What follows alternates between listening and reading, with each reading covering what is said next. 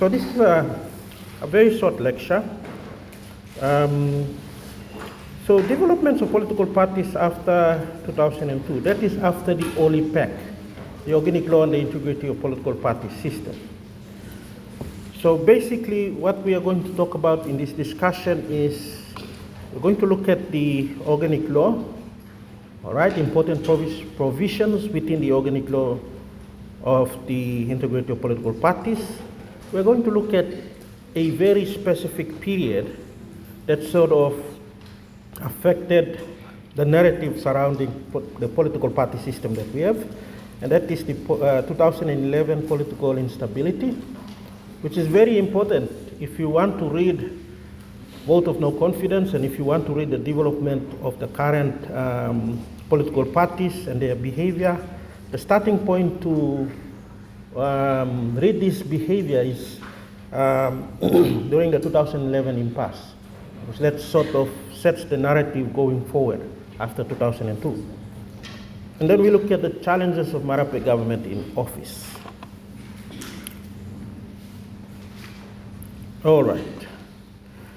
So political parties' image before independence were portrayal of nationalistic sentiments.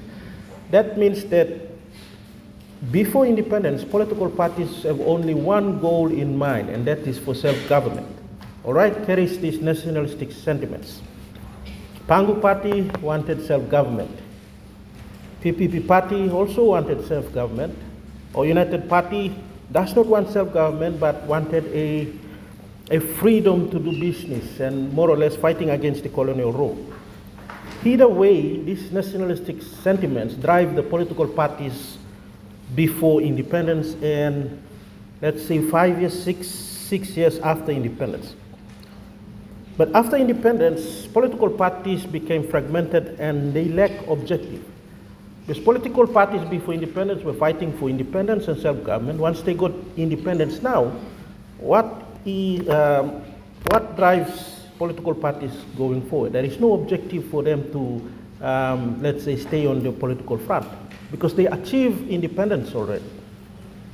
Now that led to the fragmentation of political parties. Now I discussed after in last Thursday's lecture factors influencing the development of political parties because of high turnover rates.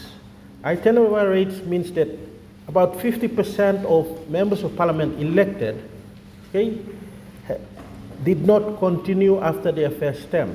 And this is a characteristics of our elections, that 50%, about 50% of our national MPs, first-time MPs, do not reach second term in office. So that's the structure of electoral success that we have. So high turnover rates tend to affect.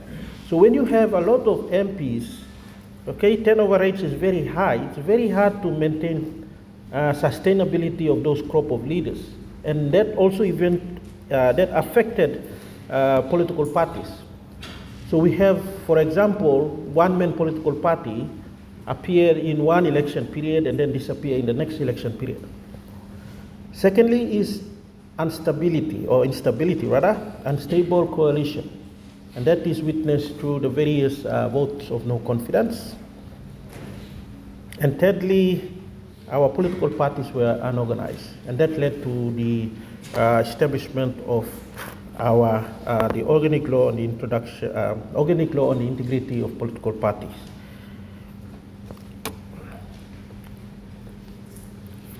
Now, okay, challenges to our political party system. Remember, our political party systems in Papua New Guinea is weak.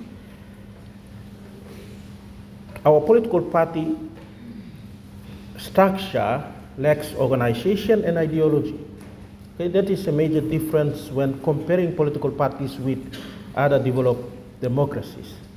There is no organization and ideological roots to our political party system. That's why we have, you can say, copy and paste political party policies, where you have PNG coming up with free education policy, and then Pangu Party took on that same free education policy. There's no difference in the policy construct. After 2002, there was significant, or let's say not so significant, but there was changes in the structure of political party system. And that is due to the integrity law.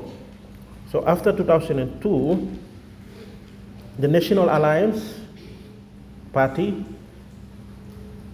PNC, and Pangu Party all completed full term in office. Right? That is an achievement when it comes to the dominance of political party. Before 2002, no one political party was able to complete its full term in office. All right? And that is due to the motion of votes of no confidence motion. And the political instability during that period. All right? So, and then we have Pangu. Okay, Pangu was in 2018, I believe 2022, Pangu was the first party to achieve significantly larger number and that affect the election with 38 candidates. In our history, Pangu Party became the largest party to be victorious in the 2022 election. The important thing here is that after 2002, political parties now were becoming dominant. Now we can see and associate political parties with certain, let's say, figures. For example, now you all know that Pangu, or you know Pangu Party as a political party or as a political force in Papua New Guinea politics. Before 2002, there wasn't any visibility of the dominance of political parties. Now this is due to the OLLIPAC law, okay? Organic law on the integrity of political parties and candidates.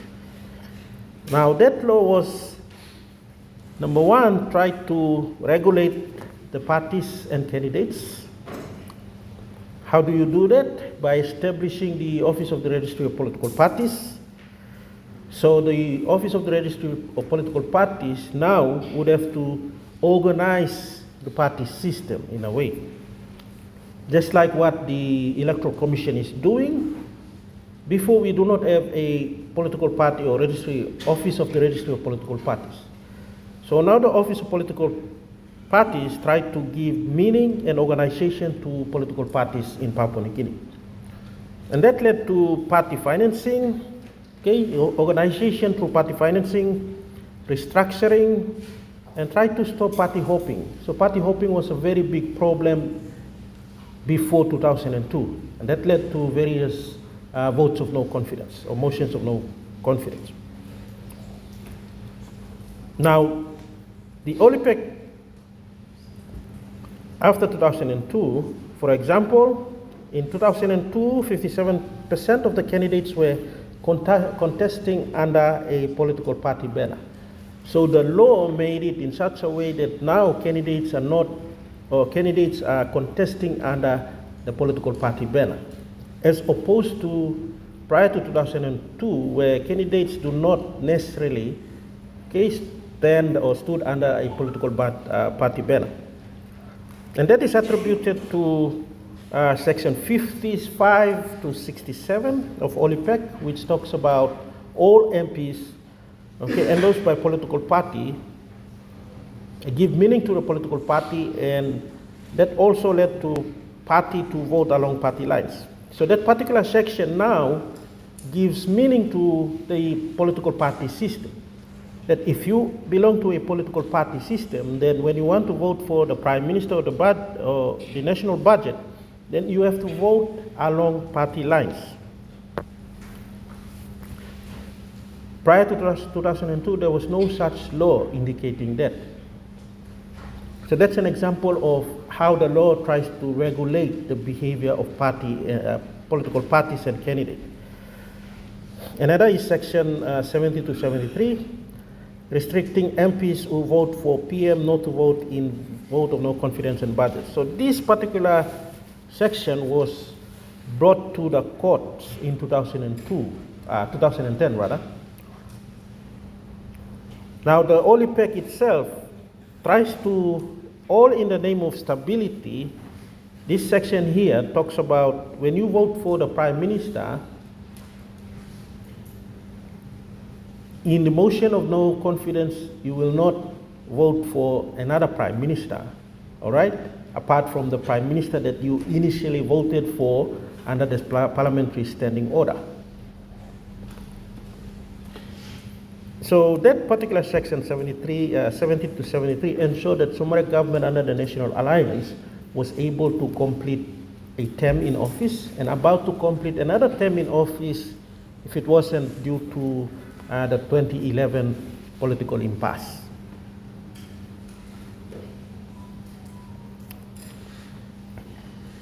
So here, now we know that the importance of the OLLIPAC, okay, through this example here, was try to regulate the behavior of political parties and MPs or candidates. But in July 2010, court ruled that section 57 to 60, resigning from party, and section 65 to 74, voting party lines. So OLLIPAC contravened two fundamental functioning of Papua New Guinea's democracy. The hierarchy of law states that you have the national constitution, the organic law, and the parliamentary acts, or acts of parliament. So an organic law cannot dictate the constitution. So that was the ruling. OLLIPAC cannot dictate the constitution. Section 50 of the constitution was violated through OLLIPAC section 57 to 60 and 65 to 70. That your individual right to stand for public office must be guarded. All right? That means that a member of parliament can vote for whichever prime minister he or she thinks is fit for the office, in spite of vote of no confidence or the budget. So OLLIPAC cannot dictate, okay, the behaviors of members of parliament. So what happened? In 2011, March, Grand Chief Sir Michael Sumare, late Grand Chief, faced a leadership code or leadership tribunal. He was accused of having a kitchen cabinet. Now this is important.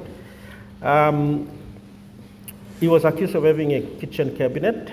A kitchen cabinet meaning that there was a small group of MPs that were dictating the National Executive Council decision in important matters in relating to our nation.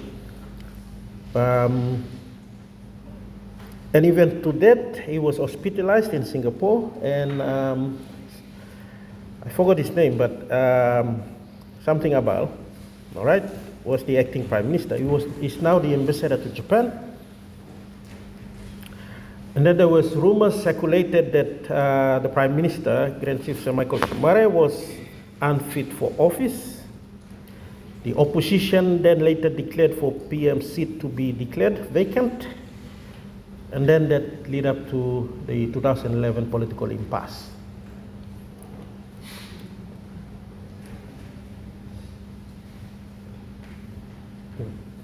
So you see there, after the OLLIPAC was ruled unconstitutional, the way to remove a prime minister after 2011, there needs to be a narrative. And we're going to see that as an example by looking at Prime Minister James Marape. For Prime Minister James Marape's case, and even today, I mean at present, we have seen a large number of leadership criticism against the Prime Minister. Okay, in this case here, leadership criticism and talk about of no confidence in 2019. October of that year, leadership reshuffle, replacing MP Kevin Davis, or Honorable, for late Honorable Sam Basil. And then Sam Basil with his 40 MPs crossed the floor to the opposition and named Patrick Puaj as the alternate Prime Minister. Before no confidence can be taken, and then 17 MPs again, led by Sam Basil, returned to the government. giving Marape a comfortable majority. So Marape faced challenges under COVID-19 with government initiating strict measures. Okay, COVID-19, then pandemic affected the economy and Prime Minister faced with addressing corruption. Now, important here for us is that if you want to read the political party system and the road towards votes of no confidence, there needs to be a fitting narrative in place. So for example, number one, leadership. There needs to be a narrative. Somare government, he was accused of having a kitchen cabinet. That narrative should gain support. For Peter O'Neill, the UBS and the APEC saga sort of tried to fit his narrative, okay, questioning his leadership. And then Marape was his leadership, COVID-19, and even today in the economy. So before a vote of no confidence, there needs to be a narrative, a political narrative, questioning the authority of the Prime Minister. So that narrative will then lead to what is called a numbers game, the numbers speak. You will see leaders moving from one end of the spectrum to another. So whether success or unsuccessful attempts on the Prime Minister's post depends on, number one, the narrative, and number two, the numbers game. So this is how you read votes of no confidence. If you want to change the Prime Minister, you will have to look for an excuse, a reason to change the Prime Minister. That is why you need a narrative to change the Prime Minister. This would be, in years going forward, this would be the challenge for the Prime Ministers that will come. Now, why I am referring to this is that if it wasn't for the removal of Section 57 and 60 of the OLLIPAC, we wouldn't come across this narrative and numbers game. All right? So aided by the removal of Section 57 and 60, resigning from party, and Section 70 to 73, vote on party lines. The court ruling in regards to this particular piece of legislation have given us, okay, the road towards votes of no confidence. And that road towards vote of no confidence, for a vote of no confidence to okay, there needs to be a narrative, and then followed by the numbers game.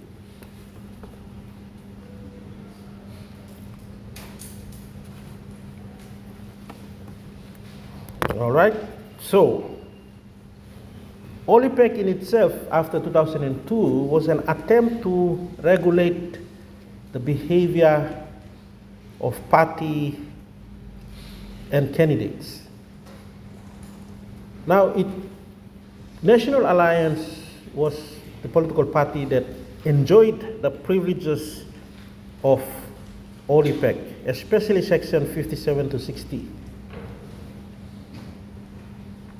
Nullifying Section 57 to 60, and after the court ruling in 2002, now precedent has been set. And that precedent is that for a vote of no confidence to okay, there needs to be a narrative questioning the authority of the Prime Minister, and then the mastering of the numbers game on the floor of Parliament. I'll give you an example, the kitchen cabinet under the Somare government and the leadership criticism on James Marape. All right, so that concludes our lecture.